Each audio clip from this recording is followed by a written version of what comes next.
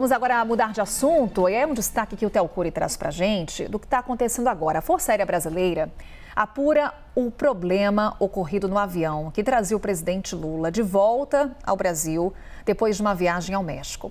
Hoje, inclusive, o ministro da Defesa vai se reunir com o presidente Lula. O ministro José Múcio Monteiro interrompeu as férias para essa reunião. Theo Cury, vamos lá. O que já sabemos sobre essa falha técnica? Como estão as apurações nesse momento da Força Aérea Brasileira?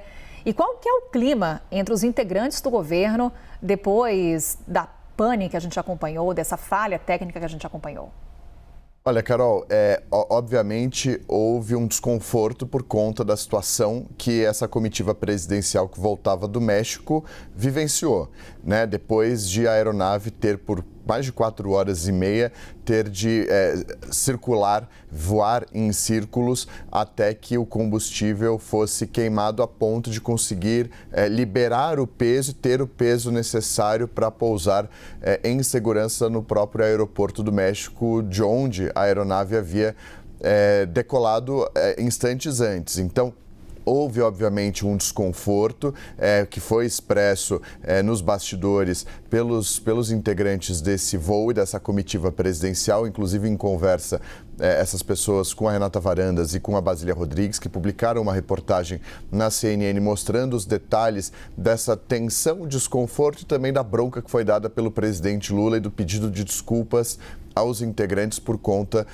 do que aconteceu.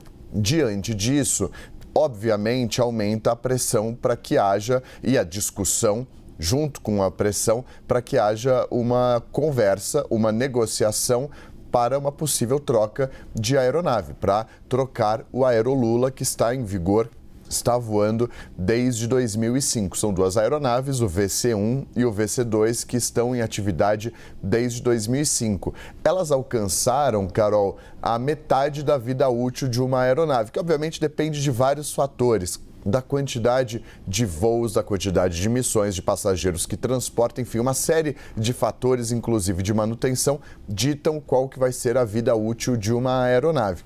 A gente vai ver logo mais em uma arte que a gente separou que algumas aeronaves presidenciais chegaram a durar 34 anos em atividade. Essa tem 19 anos e é muito elogiada. Fato é que há uma discussão que vem desde o ano passado, um interesse do presidente Lula em trocar de aeronave. Esse interesse reacende com o problema técnico, com a falha, com a pane que foi vivenciada agora na volta do México pela equipe e essa comitiva presidencial. Então, haverá essa conversa hoje com o ministro José Múcio Monteiro, que interrompeu as férias dele, voltou ao Brasil e vai conversar com o presidente. Como que funciona na prática, Carol? Se o presidente, de fato, bater o martelo, decidir que quer trocar de aeronave, ele vai comunicar ao ministro da Defesa, que vai comunicar à Força Aérea Brasileira para que ela comece os estudos sobre a possibilidade da compra de uma aeronave com o desenho do novo modelo, atendendo às necessidades do presidente da República. Lembrando que a aeronave presidencial ela não serve apenas a um presidente, ela serve a muitos presidentes, como a gente vai ver logo mais.